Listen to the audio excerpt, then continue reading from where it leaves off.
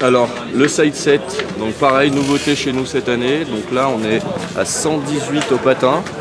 On a une spatule plate qui a été renforcée. Pareil, spatule rigide au-dessus. Un léger rocker. Voilà, dans la trafole, c'est top. C'est un très très bon ski. Voilà. Bonjour, bienvenue sur la Freeride TV. Bonjour. Avec Patrick, on vient de tester une grosse nouveauté chez K2. Le side set, comme son nom l'indique, le ski de Seth Morrison. Voilà, donc un nouveau ski. Alors je vais vous montrer de suite parce que c'est un ski très particulier.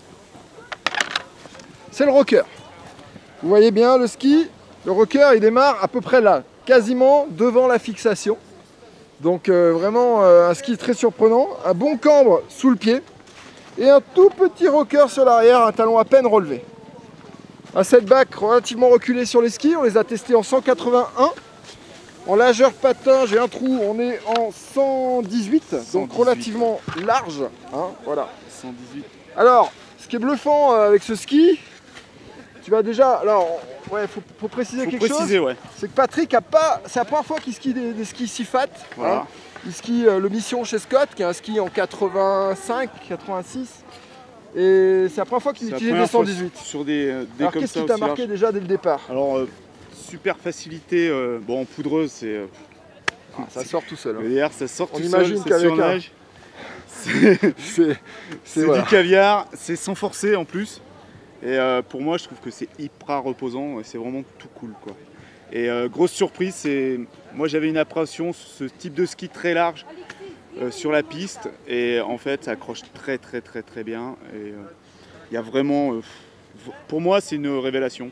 Ouais. Aussi large, ça m'a toujours un petit peu rebuté. Je pensais que c'était exclusif pour de la grosse poudre et qu'on pouvait rien faire d'autre avec. Et en fait, on peut tout faire avec ce genre de ski. Donc, j'ai été très surpris. Voilà. Alors donc, pour revenir un peu sur ce set, c'est vrai que le rocker démarrant là, dans la poudreuse, ça déjauge, c'est vraiment absolument incroyable. Sur la piste, c'est vrai qu'on avait une première appréhension en prenant ce ski. C'est d'avoir ce rocker qui démarrait là, on s'est dit putain il n'y a quand même pas beaucoup de carre portante. Mais effectivement on a du camp vraiment sous le pied et on a la carre qu'il faut. Ce qui fait que malgré la forme de ce ski, le rocker de ce ski très prononcé, le ski accroche. Même sur du dur on a de l'accroche, il n'y a vraiment aucun souci. Et du coup c'est hyper maniable, c'est hyper joueur, ça passe dans les bosses, ça carve, enfin ça carve, c'est maniable, ça carve pas. Ça carve pas comme un mais ça tient sur la carre on va dire. Ouais, voilà, ça tient sur la carre sur des grands virages. C'est vraiment assez impressionnant. Le changement de carre, il se fait super rapide. Et bon, Patrick l'a trouvé très facile, mais j'insiste quand même, c'est que c'est un ski quand même péchu. Hein. On a un talon là qui a vraiment de la tenue, de la rigidité. On peut envoyer les watts avec ce ski. C'est un ski performant et vraiment 100% plaisir, extrêmement plaisant. Performant, voilà. Polyvalent. Je pense qu'il plaira autant à l'amoureux du freeride pur qu'au freestyler qui veut un ski un petit peu plus typé, mais avec un talon relevé quand même. Et en gardant vraiment cette touche K2 de toute la série Backside, vraiment qui est exceptionnelle. C'est du bon, c'est du tout bon.